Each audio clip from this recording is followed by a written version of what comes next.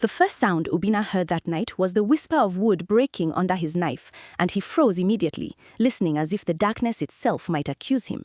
The old workshop smelled of dust, palm oil, and forgotten prayers, a place no one entered anymore because people said spirits still lived there. Moonlight slipped through broken wooden slats and rested on his hands his mother believed were learning accounting formulas, not carving sacred faces.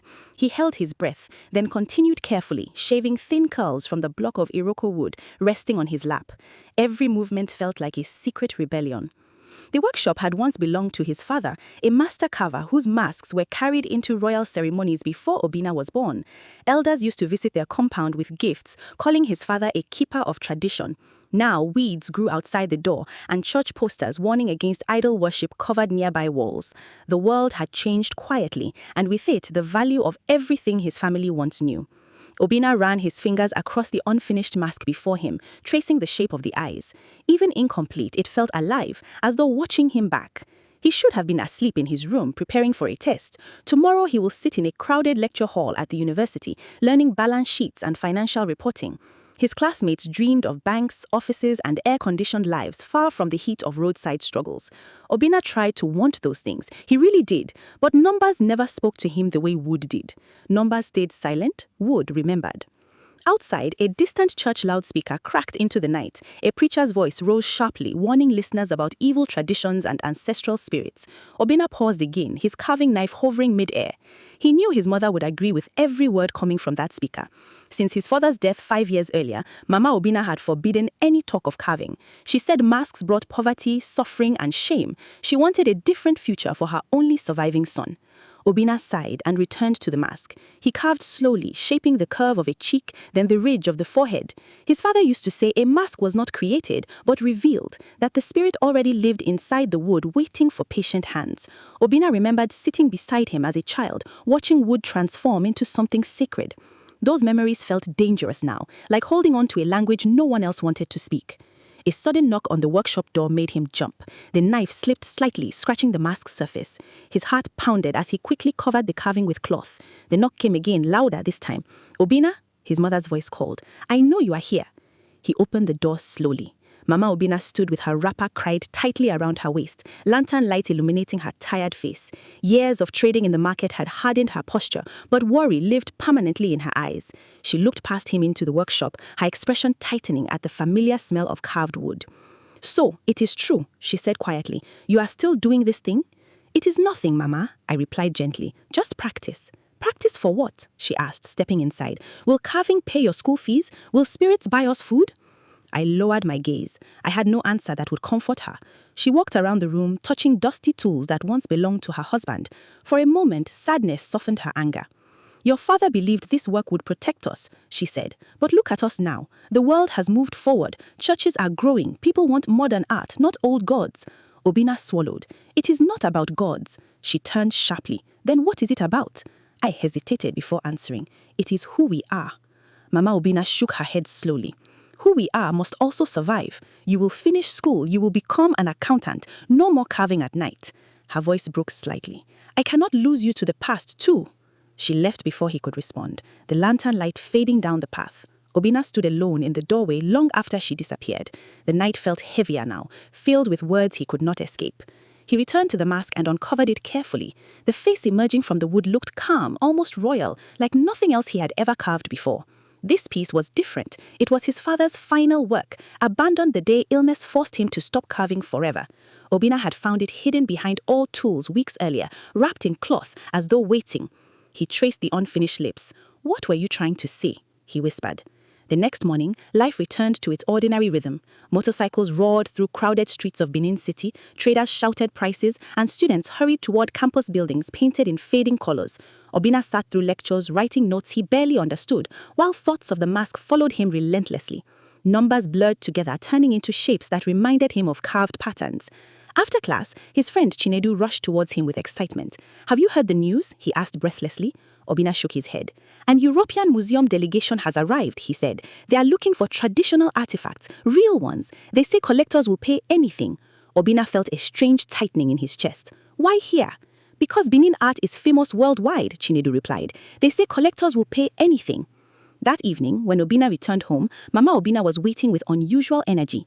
A neatly dressed woman sat beside her, pale-skinned, composed, and smiling politely. Her blonde hair was tied back, and she held a leather folder filled with documents. Obinna, Mama Obinna said, unable to hide her excitement. This is Madame Elise Laurent. She came asking about your father. The woman stood and extended her hand. I have heard extraordinary things about your family, she said warmly. Your father was known even in Europe. Obinna hesitated before shaking her hand. Her grip was confident, practiced. I represent a museum interested in preserving important cultural works, Elise continued. We learned your father left behind an unfinished ceremonial mask. If it exists, we would like to acquire it. The word acquire lingered heavily in the air. Mama Obinna leaned forward eagerly. She says they can pay enough money to change our lives. Obinna's stomach tightened. How do you know about the mask? Elise smiled gently. History travels farther than people expect. Silence settled over the room. Obinna felt as though invisible eyes watched him, waiting for an answer he was not ready to give.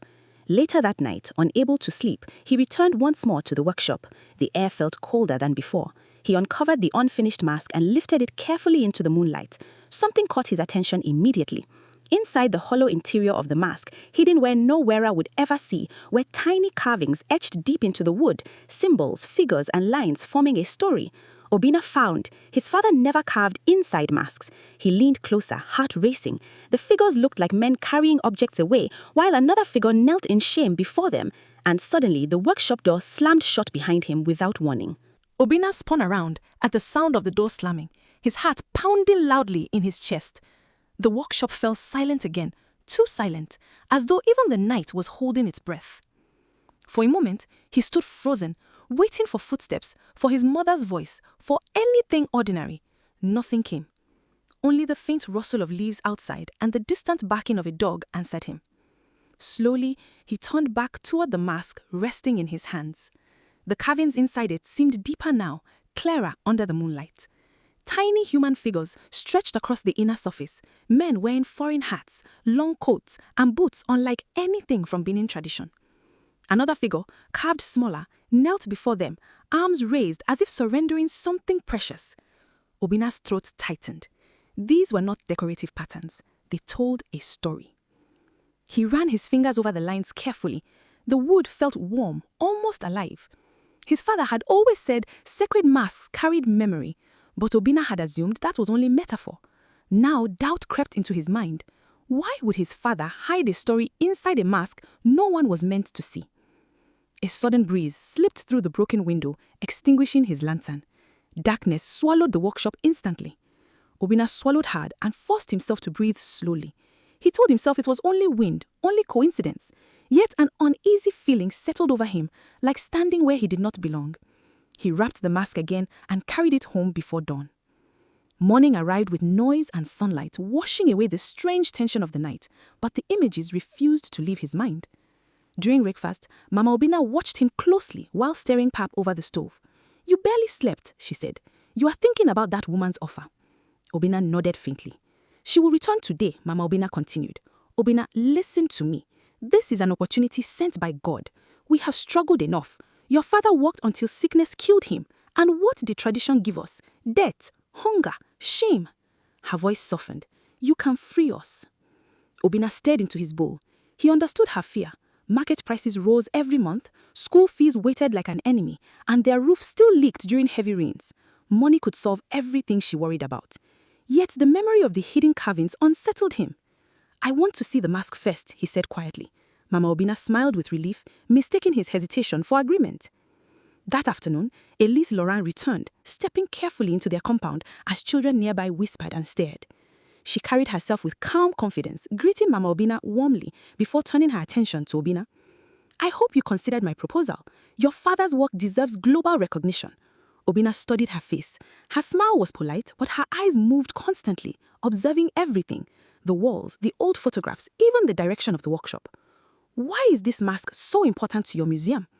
Elise clasped her hands together. Because history must be preserved. Many African masterpieces were lost or destroyed. We want to protect what remains. The words sounded noble, yet something about them felt rehearsed. He hesitated before speaking again. What if some things are meant to stay here? Her smile did not fade. Art belongs to humanity, not one place. Mama Obinna nodded eagerly beside her. You see, even foreigners value what we ignore. Obinna rose slowly. Come, I will show you. Inside the workshop, Elise's composure shifted slightly. She walked slowly around the room, touching tools with fascination. When Obinna uncovered the mask, her breath caught almost imperceptibly. Remarkable, she whispered. She leaned closer but did not touch it immediately, as though aware of invisible boundaries. Your father was extraordinary. How much? Mama Obinna asked quickly. Elise opened her folder and placed documents on a table. Our institution is prepared to offer a sum equivalent to several million naira, enough to secure your family's future and your education abroad if desired. The number hung in the air like a miracle. Mama Obinna gasped softly. Obinna felt the weight of the moment pressing down on him. That money could change everything. A new house, a stable life, respect. Elise, he said slowly, the mask is unfinished. Her eyes brightened. Then you must complete it. Finish your father's work. That will increase its historical value. The request sent a chill through him. That evening, Obinna began working again, but now every cut felt heavier. As he carved, he kept remembering the hidden images inside.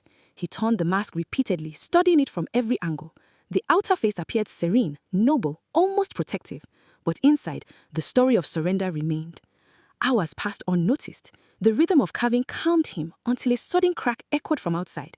He rushed out to find a large branch falling across their compound entrance, though there had been no wind. Mama Obinna stood nearby, shaking. She said, it just broke, no storm, nothing. Later that night, their cooking pot shattered without reason while heating over a steady fire. The next morning, Mama Obinna slipped at the market and injured her ankle badly enough to keep her home. Small misfortunes began to stack up together, like warnings no one understood. Obinna returned to the workshop uneasy. He lifted the mask again, turning it toward the light. Something new caught his eye. Another tiny figure hidden among the carvings. This one wore traditional beads and held a carving tool. The face looked familiar, too familiar. His chest tightened as realization dawned slowly. The kneeling figure, the one surrendering the sacred objects, carried markings identical to those in his family's old photographs. It was his grandfather. A cold wave passed through him. Before he could process the discovery, footsteps approached behind him. Obinna turned to see an elderly man standing quietly at the entrance of the workshop. Tall, dignified, wrapped in traditional attire, his presence carried authority without effort. I wondered when you would finally see it, the man said calmly. Obinna recognized him immediately. Chief Osagi, palace elder and guardian of royal traditions. The old man stepped closer, his gaze fixed on the mask. Some stories were never meant to sleep forever. Obinna swallowed. You know about this? Chief Osagi nodded slowly. Your family carries a history heavier than you imagine. He paused, voice lowering. And if that mask leaves Benin, the suffering that once began will start again. Outside, thunder rolled across a perfectly clear sky. The thunder faded quickly, leaving the afternoon strangely quiet, but Obinna felt as if the sound had settled inside his chest instead of the sky. He stared at Chief Osagi, unsure whether to feel fear or relief. The elder stepped fully into the workshop, closing the door gently behind him, as though sealing them inside a confession long overdue. You have seen the carvings, Chief Osagi said, his voice calm but heavy with meaning. Obinna nodded slowly. It shows my grandfather giving something away. The old man exhaled deeply. Yes, a truth buried for generations. Obinna placed the mask carefully on the table. Why would my father hide this? Because shame can silence even the bravest men, Chief Osagi replied. He ran his fingers over the wood without touching it directly, respecting its sacredness. During the time of colonial raids, many sacred objects were stolen from this kingdom. Some were taken by force, others, he paused. Others were handed over by those who believed survival required compromise. Obinna's throat tightened. My grandfather? Chief Osagi nodded once. He was a master carver, respected like your father. When foreign soldiers arrived demanding royal treasures, fear spread through the city. Your grandfather believed cooperating would protect his family and workshop. He helped them identify sacred masks. He even carved replacements to deceive the palace. The words struck Obinna like blows. He imagined the kneeling figure again, surrendering sacred objects while others watched. The palace discovered the betrayal too late. The sacred balance was broken. Ritual masks meant to guard the kingdom were scattered across foreign lands. Soon after, sickness entered your family. Accidents followed. Every generation carried misfortune. Obinna stepped back slowly. Memories rushed through him of his father's sudden illness, failed businesses, constant struggle. Things he once called bad luck now felt like consequences. My father knew, Obinna whispered. Yes, Chief Osagi said gently. He spent his life trying to restore honor. The unfinished mask was meant for reconciliation, a sacred return, but death stopped him. Silence filled the workshop. Outside, distant motorcycle engines buzzed, like ordinary life continuing, unaware of ancient wounds reopening. Obinna rubbed his forehead. Then why sell it? Why let foreigners take it again? Chief Osage's eyes hardened slightly. Because not everyone understands what is at stake. To outsiders, it is art. To us, it is memory and spirit. Before Obinna could respond, his phone vibrated. Elise Laurent's name flashed on the screen. He hesitated before answering. Elise, her smooth voice came through immediately, warm yet urgent. I hope restoration is progressing. Our museum board is eager. We would like to finalize arrangements soon. He glanced at Chief Osage, who listened silently. I am still working, Obinna replied carefully. Excellent. We can transfer an advance payment immediately. Your family deserves stability. The word stability lingered in his mind long after the call ended. That evening, Obinna returned home to find Mama Obinna sitting quietly, her injured ankle wrapped in cloth. Pain lined her face, but hope shone brighter. She called me too, Mama Obinna said excitedly. Obinna, do you understand? We can leave this suffering behind. New house, better hospital care, maybe even travel. He sat beside her, struggling to speak. Mama, what if selling it is wrong? She stared at him in disbelief. Wrong? Feeding your family is wrong? He looked away. All your life, she continued softly, I watched tradition take from us. Your father refused offers like this because of pride, and we paid for it. I will not watch you repeat that mistake. Her words cut deeper than anger ever could. Obinna knew she spoke from love, from fear of returning to endless hardship. That night, Obinna walked longer than ever before. The carving knife moved almost by instinct, shaping the mask's features into completion. Sweat gathered on his forehead despite the cool air. With every stroke, he felt watched, not by people, but by something older. As midnight approached, exhaustion finally forced him home. He left the mask resting on the workshop table, unfinished but close to completion. When he returned at dawn, the first thing he noticed was the smell of fresh wood shavings scattered across the floor. Obinna froze. He had cleaned the workshop before leaving. Slowly, he approached the mask. New carvings covered its surface. Fine patterns traced across the forehead and cheeks, details far more intricate than anything he remembered carving. His hands began to tremble. He examined the mask closely. The style was unmistakable. It was his father's technique. No, he whispered. He lifted the mask, heart racing. The inner carvings had changed too. The kneeling figure now faced another figure standing behind him, taller, holding a carving tool raised toward the sky. Obinna staggered back. He had not added that image. Footsteps echoed outside again. This time, Mama Obinna entered hurriedly, panic written across her face. Obinna, something is wrong, she said breathlessly. The pastor came this morning. He said people are talking. They say strange things are happening around our house. Before he could respond, another voice spoke from the doorway. Elise Laurent stepped inside, her expression unusually tense. I thought it best to visit personally. Her eyes immediately found the mask. For the first time since arriving in Benin City, her composure cracked. Awe and hunger mixed openly in her gaze. It is even more magnificent than I imagined, she murmured. She stepped closer, lowering her voice. You must finish it quickly. There are other collectors showing interest. Obinna narrowed his eyes. You said this was for preservation. Elise hesitated briefly. Of course, but rare objects attract attention. We must secure it before complications arise. Chief Osage's warning echoed in Obinna's mind. If the mask leaves Benin, suffering will begin again. Mama Obinna reached for his arm. Please, Obinna, agree today. He looked between his mother's pleading eyes and Elise's expectant smile. Wealth, security, escape from struggle stood within reach, yet the mask felt heavier in his hands, as though resisting the decision itself. That night, unable to rest, Obinna returned once more to the workshop. He placed the mask before him and stared into its hollow interior. The carved figures seemed almost alive under flickering lantern light. Suddenly, a faint scraping sound came from behind him. He turned sharply. No one stood there. When he faced the mask again, his breath stopped. A fresh carving line slowly appeared across the wood, forming itself without any hand touching it. Obinna stumbled backward, the lantern shaking violently in his hand as the carving line continued to grow across the mask's surface. The sound was faint but unmistakable. Wood being cut, shaved, shaped, yet no tool touched it. His breath came in short bursts as he watched the invisible motion complete a delicate symbol near the mask's forehead. Then the movement stopped. Silence returned. The workshop felt heavier, charged with something ancient and watchful. Obinna approached slowly, his legs weak. He ran trembling fingers across the new carving. The wood was fresh, smooth, and newly cut. I am not imagining this, he whispered.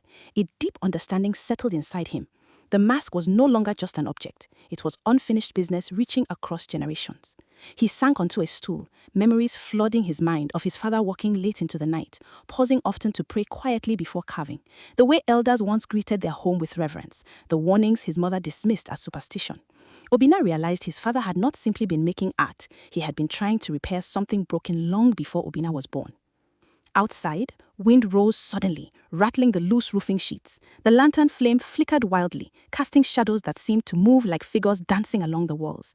Then he heard it, a voice, soft, low, almost swallowed by the air itself.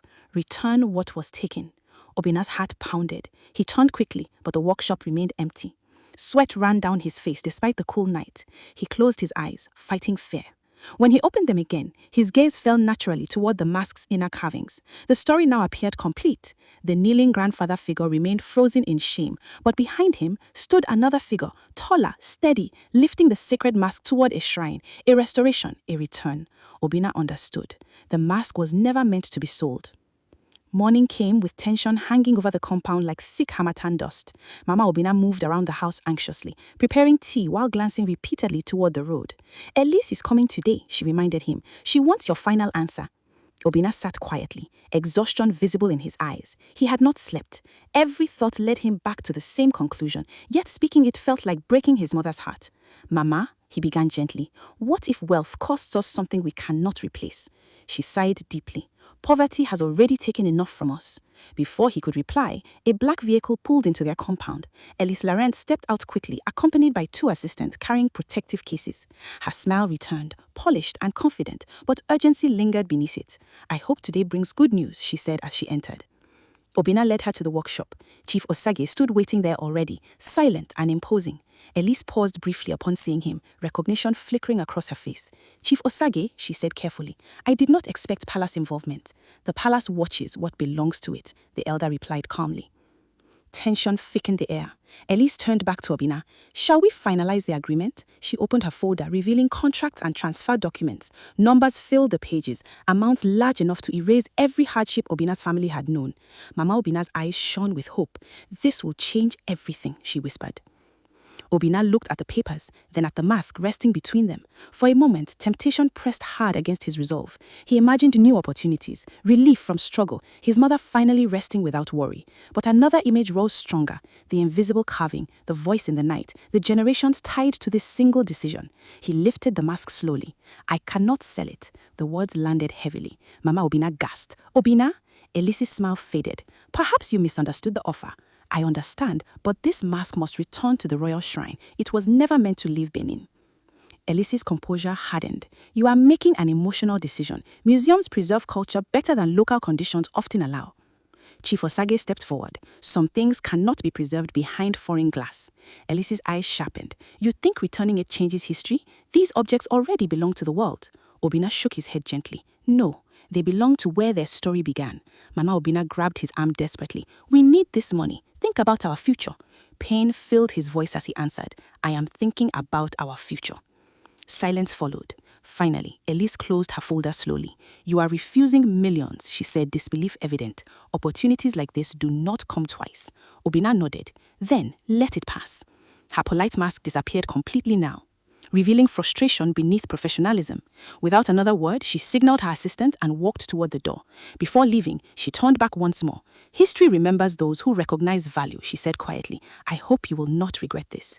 The vehicle drove away, dust rising behind it. Mama Obinna sank into a chair, tears forming. You have chosen suffering, she whispered. Obinna felt the weight of her disappointment heavier than any curse. That evening, dressed in traditional attire borrowed from the palace attendants, Obinna carried the completed mask through the ancient streets of Benin City toward the royal shrine. Chief Osage walked beside him in silence. Drummers in the distance marked the solemn procession, though few people understood its significance. As they approached the shrine's gates, the air felt charged, almost electric. Obinna's hands trembled under the weight of the mask. Inside the shrine, elders waited beside sacred altars lit by oil lamps. Chief Osage nodded for him to step forward. Return what was broken. the elder said softly. Obinna knelt and placed the mask carefully upon the altar, and the moment it touched the sacred ground, a sudden gust of wind swept through the shrine, extinguishing several lamps at once. The remaining flames burned brighter than before. Obinna felt an overwhelming calm settle over him, as though something unseen finally exhaled after years of waiting. Outside, rain began falling gently despite a clear sky moment earlier. Chief Osage smiled faintly. The burden has been lifted. But as Obinna arose, relief quickly mixed with unease. At the entrance of the shrine stood Mama Obinna, watching silently, not with pride, but with wounded disappointment that cut deeper than anger ever could. And behind her, half hidden in shadow, Ellis Laurent observed the ceremony from a distance, her expression unreadable as she slowly raised her phone and took a photograph. Years passed, but the decision Obinna made at the shrine never stopped echoing through his life. The rain that fell that night became a story elders repeated quietly, how the sky responded when a forgotten debt was finally repaid. Yet peace did not arrive in the way Obinna once imagined. The morning after the ceremony, life returned to its ordinary rhythm. Bills still waited, food prices still rose, the workshop remained small and aging. Nothing magical filled their bank account. Poverty did not disappear simply because a curse ended. Mama Obinna spoke less to him after that day. She performed her duties at home with quiet efficiency, but warmth faded from her voice. Where pride once lived, disappointment now settled like dust. She never insulted him directly, yet every silence carried the question she refused to ask aloud. Why choose tradition over your own family? Obinna felt that distance deeply. He continued his accounting studies during the day, sitting through lectures filled with numbers and balance sheets, but his heart no longer lived there. At night, he returned to carving, not secretly anymore, but with renewed purpose. Without the burden of guilt surrounding his family name, his hands moved freely for the first time. People began noticing. A university lecturer commissioned a small ceremonial piece, then a cultural center requested masks for an exhibition celebrating Edo heritage. Visitors stopped by the workshop simply to watch him work. Word spread slowly through Benin City that the son of the old master carver had returned to tradition, not for profit, but for restoration. Obinna earned little money, yet respect quietly grew around him. One afternoon, Chief Osagi visited again, leaning on his staff as he examined a newly finished mask. "You have restored more than wood," the elder said. "You restored memory." Obinna smiled faintly. "Sometimes I wonder if memory feeds a family." Chief Osagi chuckled softly. "Not immediately, but truth grows slowly. Faster wealth often carries hidden debts." Obinna understood. Still, the cost of his choice remained visible every day at home. Mama Obinna rarely entered the workshop anymore. When neighbors praised Obinna's integrity, she nodded politely but never joined the celebration. Her dreams of financial security were close enough to touch, and he had let them go. One evening, months later, a letter arrived bearing an international seal. Obinna opened it carefully. A prestigious cultural institute in Europe invited him to present his work at a global heritage exhibition. His story of the artist who refused millions to return a sacred mask had traveled far beyond Nigeria. Scholars wrote about him, journalists requested interviews, galleries wanted his carvings displayed not as stolen artifacts, but as living culture. Recognition came not through selling heritage, but protecting it. Travel arrangements followed. Obinna stood before audiences explaining Edo traditions, demonstrating carving techniques his father taught him. People listened with admiration. Museums that once sought ownership now asked for collaboration instead. He became known as a guardian of cultural integrity. Money eventually followed, modest at first, then steadily growing. Commissions increased, students came to learn under him. International respect transformed his reputation. Yet, success did not heal everything. Whenever Obinna returned home from exhibitions abroad, Mama Obinna welcomed him politely, but without excitement. She accepted the improved living conditions his growing reputation provided, yet the wound of the past remained unspoken between them. One night, while sharing dinner quietly, she finally spoke. "You became famous," she said softly. "People praise your sacrifice." Obinna waited. She continued, her voice trembling slightly. "But when we were suffering, praise could not buy food. I feared losing you to the same hardship that killed your father." He reached across the table gently. "I was afraid too." Tears filled his eyes, though she quickly wiped them away. "Maybe you are right," she admitted. but a mother remembers the pain more than the lesson. Her honesty hurt, yet it also brought understanding. Some wounds were not meant to disappear completely. Love could survive disagreement, but it did not always erase regret. Years later, Obinna stood once more at the royal shrine during a cultural festival honoring traditional artisans. Young apprentices surrounded him, eager to learn. The elders introduced him not only as a master carver, but as the man who restored dignity to a wounded history. As drums echoed through the courtyard, Obinna looked toward the altar where the sacred mask rested peacefully. For the first time, he felt no weight pressing on his shoulders. The curse had ended. His family name no longer carried hidden shame. Yet, he understood something deeper now. Integrity often demands sacrifice that success cannot fully repay. Wealth might have come faster if he had chosen differently, and perhaps his relationship with his mother would have remained untouched by resentment. But history would have repeated its betrayal. As the festival ended, Obinna watched children dance freely before the shrine, unaware of the struggle that preserved their heritage. He smiled gently, realizing that true legacy was rarely comfortable in the present, it existed for generations yet to come. He walked back toward his workshop at sunset, the sound of carving tools waiting for him like an old friend. Fame had arrived, respect had followed, but simplicity remained his constant companion. And in the quiet glow of evening, Obinna understood the lesson carved into his life as clearly as any mask he had ever shaped. A person may lose wealth while protecting truth, but a people lose themselves when truth is sold.